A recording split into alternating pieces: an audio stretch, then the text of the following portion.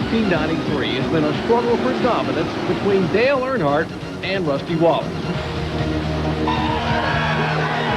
For Wallace, 4 early wins propelled him to the top, only to be torn apart in second. It's a never-say-die attitude, total organization, and total dedication on myself and the team members. That's what we got right now. These crashes won't slow us down. Earnhardt's streak built momentum slowly. I think it's race-by-race victories. You know, you go after that championship, you got to do it one at a time. You know, one championship at a time, one race at a time. And that's the way we've took off so far, you know, at the start of the year. As we approach the season's second half, there are others who are looking to find the dominant combination and become Winston Cup champions.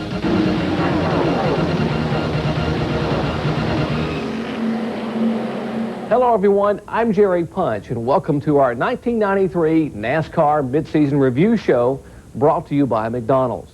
You know, entering 1993, there were a lot of questions that needed to be answered. Would the General Motors cars rebound? Remember, Ford won the first 9 in a row last year. And what about poor point performances last year? Dale Earnhardt, for the first time in his Winston Cup career, finished outside the top 10. And the Penske Racing South team, Rusty Wallace and company, would they come back and be a force to contend with for the championship? Well, we're here at the Sandwich Construction Company, and who better to talk about building a sandwich and possibly a little racing than my buddy Benny Parsons. And Benny, right here during the off-season, a lot of backroom racing took place. And those same questions that you just asked, they were asked here this winter. Could General Motors rebound? And I think they've answered that question. Ford has only won 3 races in the first half of the season. And Earnhardt, who struggled so hard on the radial tires last year. Remember, last year was the first year that Goodyear ran exclusively radial tires. Earnhardt has found the key. He and Childress have worked hard all winter. They have found the handle on the radial tires. And Rusty Wallace, I mean, what can be said about Rusty? 4 of the first 8. He won them. He's definitely back. Rusty's back in town, and he was on a roll headed to Talladega, no pun intended, and we'll show you what happened there. But, Benny, the big question mark was, could Dale Earnhardt win his first ever Daytona 500? We'll answer that when we come back.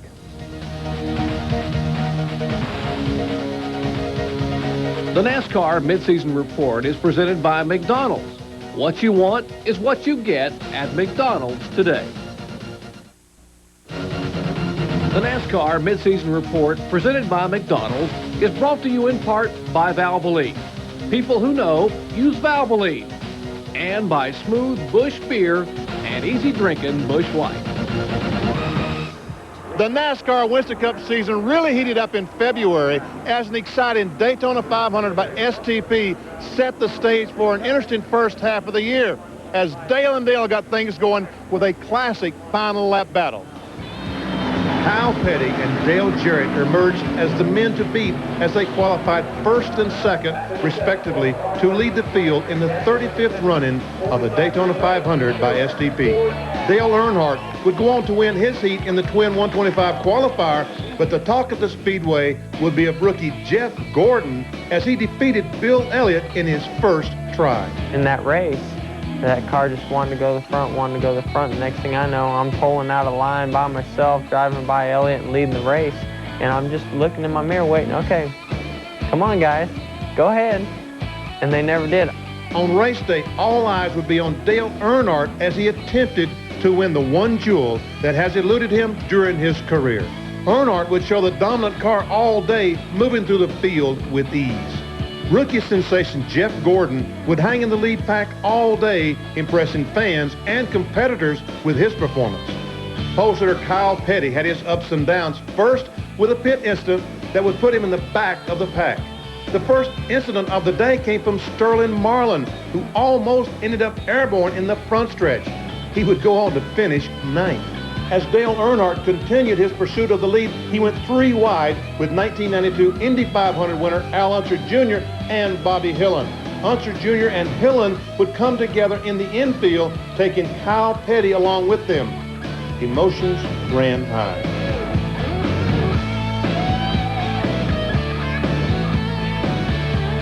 After starting 34th, Rusty Wallace was the man on the move, reaching 3rd place until on lap 168, this horrifying flip down the backstretch gave him a 32nd place finish. The final laps would be Dale Jarrett and Dale Earnhardt battling for the victory. Been trying to find out where I could really get a run on the guys, knowing I was going to kind of have to do it by myself there, that Jeff and Dale were hooked up pretty good. My car worked awfully well up high, and I finally got the run that I wanted on the front stretch there, and went on the outside of Jeff. And then Dale kind of slipped getting into 3 there. I don't know if he hit the apron or if his car just pushed up there, and I still was wide open and had a good run. And then Jeff Bodine really helped me get by him there. So once I got by, I thought I was pretty home free there, but you know, I've seen this race be lost in the last corner before, so I didn't count it till we got to the line. And I didn't think I had it won till a checkered flag call, and I didn't win again, so I got to try the 15th year. So what the hell? So Dale Earnhardt would not reach victory lane again after the Daytona 500 by STP. Meanwhile, a new star would emerge during the month in rookie Jeff Gordon. As this year's promising trio of rookies have made themselves noticed, here's the finishing order for the Daytona 500 by STP and the point standings as the Winston Cup season was officially underway.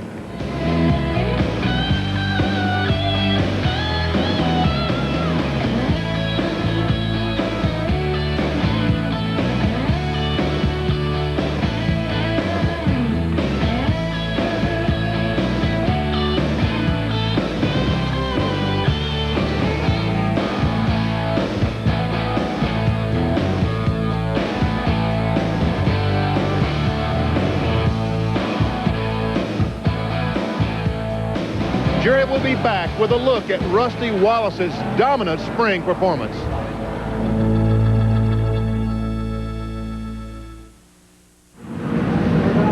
Despite his scary crash in Daytona, Rusty Wallace proved his strong showing was no hoax as he went on to reach victory lane in Rockingham.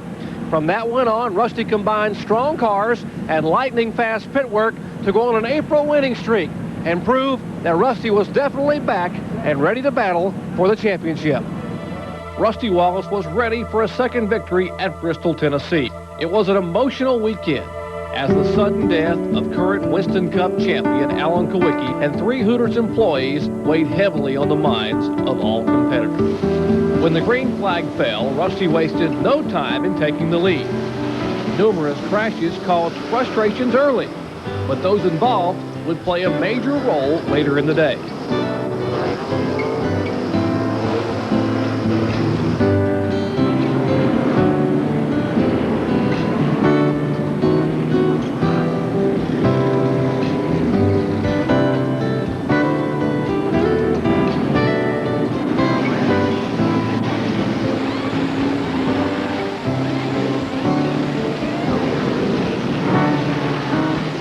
Wallace's domination carried over into the pits, where the Penske South crew blew away the competition with 16.1 second stops, giving Wallace a huge advantage over other challengers, including Dale Earnhardt.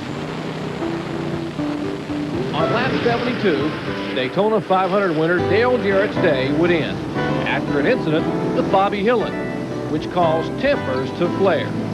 People just don't use their heads sometimes. You know, if I've been in a wreck and I'm left down, I try to give the guys, you know, there's not a lot of room here anyway. Obviously, he doesn't use his head. It's a shame we had a fast race car and takes us right out of the points and everything. Wallace's closest call came when Brett Bodine bumped him from behind. Bodine would spin, allowing the Penske crew to show their speed in the pits once again as they continued to set the pace.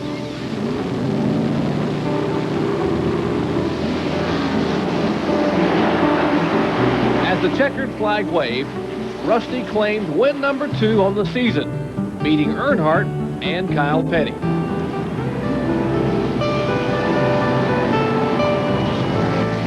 In victory, Wallace would pay his respects to fallen friend Alan Kawicki. Boy, that's pretty intense today, and I did that. And boy, when I took that thing, I looped that baby around, and I did the Alan Kawicki victory lap, and I was so proud for him, you know.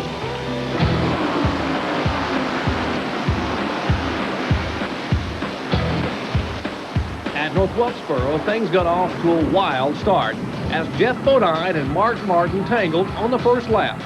After starting second, Bodine would finish 28th, while Martin tallied a disappointing 31st.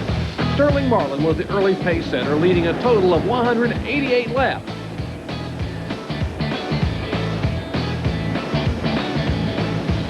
until Wallace, moving from his 9th starting position, assumed command. Meanwhile, Davey Allison and Kyle Petty would be in hot pursuit, battling each other to get a chance at Wallace. But it was not enough, as Rusty won his 2nd in a row and established a 28-point lead in the battle for the championship. The Penske crew was looking for a short track sweep as they traveled to Martinsville. Again, Jeff Bodine would have trouble in the early laps, but managed to finish 6th.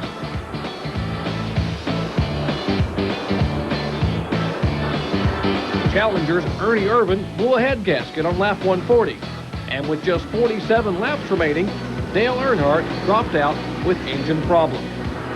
Davey Allison would pose the only serious threat to the 2 car, even challenging the Penske crew in the pits, but Rusty's advantage continued. Morgan Shepherd's late race crash produced a 2-car dash to the finish. Rusty narrowly crossed before Allison to squeeze out his 3rd consecutive victory and surge to a 97-point lead heading to Talladega. Talladega would be a challenge for the Penske crew, as Wallace started 24th while Dale Earnhardt took the pole. Until lap 52, where Terry Labonte's problems involved him in a multi-car crash. Early contender Dale Jarrett's late stop for fuel would prove costly, as an early afternoon rain prompted a dash for the start-finish line among Earnhardt, Wallace, and Martin. The brief shower produced a wild 2-lap scramble for victory. As Earnhardt and Wallace jockeyed for position, air missing from Rusty's rear spoiler sent the 2-car tumbling violently toward a 6th-place finish. Fortunately, Rusty's injuries were minimal: a broken wrist, minor cuts, and bruises. Ernie Irvan took his first victory in 1993, and despite the finish, Wallace held on to a 96-point lead over Earnhardt. There ain't really no explanation for it. I was going low, and when he cut down, I hit him right square in the left rear and turned him around, turned him over. Just trying to go for the hole, but everybody's sort of blocking everybody that last lap, and the 4th. To his Penske team, as transmission problems on lap 64 ended their day. Earnhardt, trying to make up ground on Wallace, claimed 6th.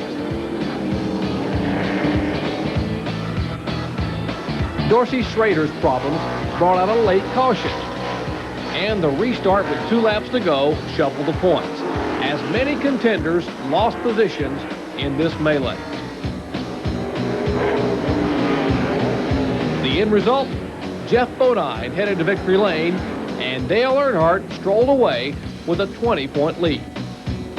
2 more DNFs at Charlotte and Dover caused Wallace to slide 209 points off Earnhardt's pace. Pocono didn't help his cause, as he parked his Pontiac after just 4 laps with engine problems, dropping him to a distant 5th in the points. But a 5th place at Michigan turned things around for Rusty as he climbed back to 3rd place in the point standings at midseason. There's a lot of team members out there that would just give up and say, hey, this is too hard, man. Not us. I mean, we're working hard. I got to tell you, when we win the championship at the end of the year, we're going to be wore out. Right now, things are on a high. Rusty, he won 3 straight races, and everybody gets on their good note, and, we want to get everything we can while we're running good like we are, because you can have those bad days just like Rusty's had in the last couple. So we want to work hard to be focused on what's going on right now.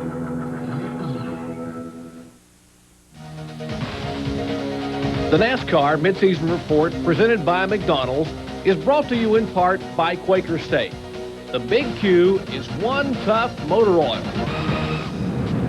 Leaving his disappointment behind in Daytona, it was time for the Intimidator to try to capture his 6th Winston Cup championship. And as late spring approached, Dale Earnhardt wasted no time in building a points lead.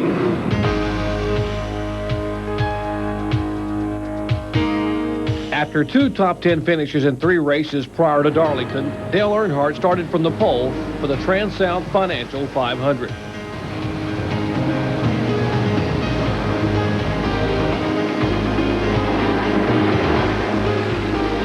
Mark Martin threatened early,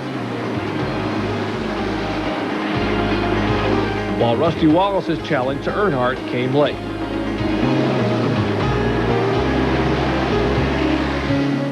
But the Intimidator would not yield at the checkered flag, and thus claimed his first win in 1993.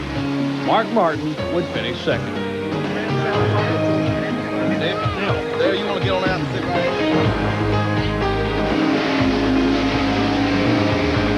At Bristol, even daring slices through the field couldn't help Earnhardt catch Wallace.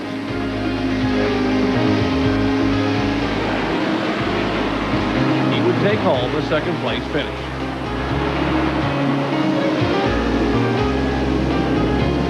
Handling problems hampered Dale at Wilkesboro, where he was relegated to a 16th place finish.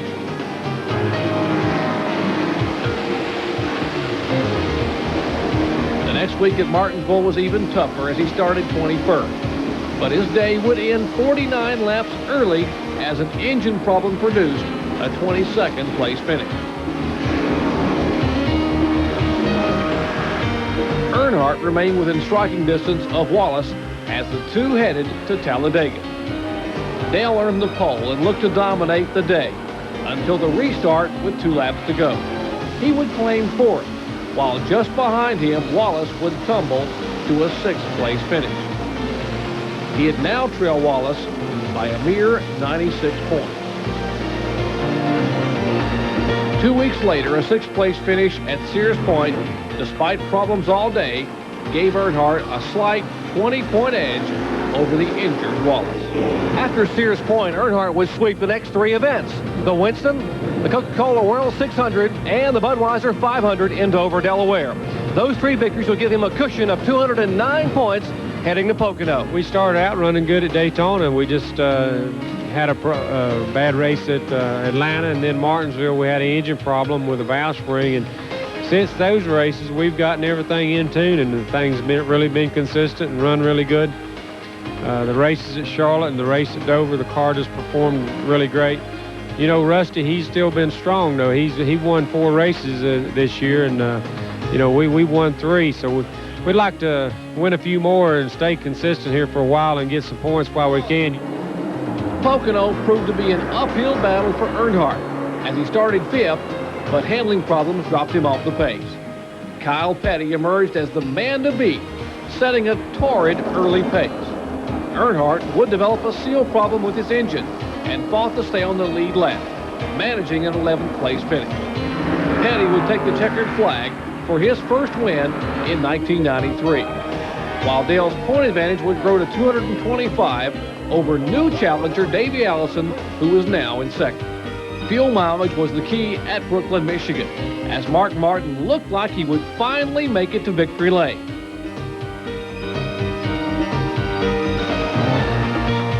But the Valvoline crew would run short of fuel, having to stop late,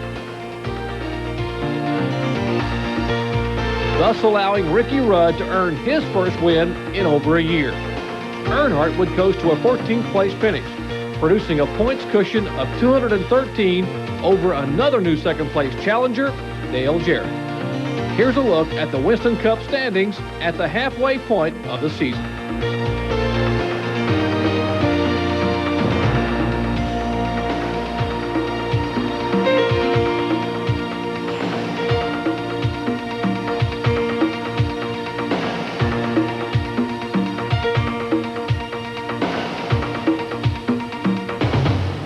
Who has a chance of catching Rusty or Dale for the championship? Well, let's give you a clue. Benny will take a look at the challengers when we come back.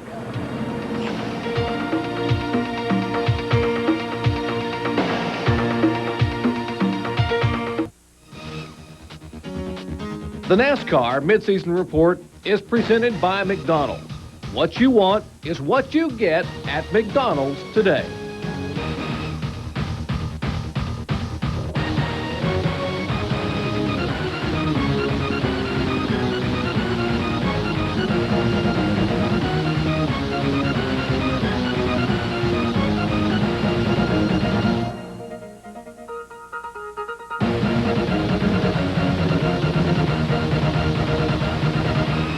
Rusty Wallace and Dale Earnhardt have set a blistering pace for all challengers to the coveted Winston Cup Championship.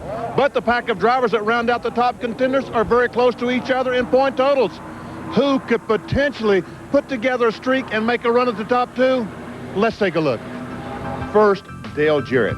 Propelled by his Daytona 500 win, he's currently in second in the point standings. His 8 top 5s and 9 top 10s have kept him in the battle all season.